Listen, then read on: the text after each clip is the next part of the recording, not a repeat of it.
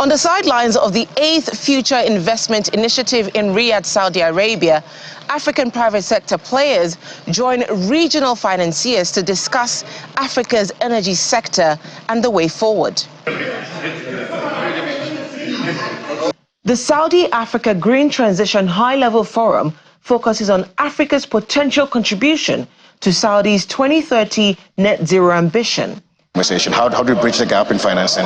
How do we create ecosystem frameworks that also allows for communities to benefit? Because all these conversations, at the end of the day, if they don't benefit people, it's a waste. Africa's $25 billion annual green energy investment gap is a stark contrast to its rich reserve of 30% of the world's green mineral reserves, which is an attraction for Saudi's public and private sectors. The Arab nation aims to grow renewable power capacity to 130 gigawatts by 2030. Electrification is growing at 3 percentage points lower every given year, lower than population growth.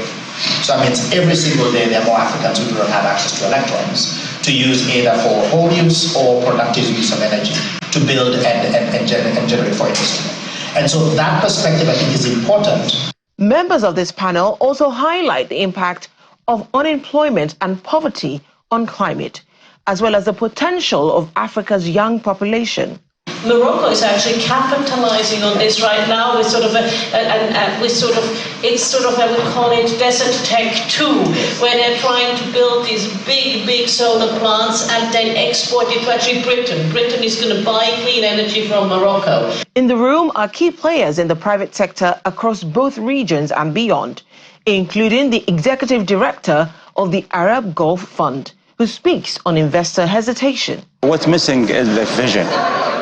Start with the vision, and the vision starts from the country itself.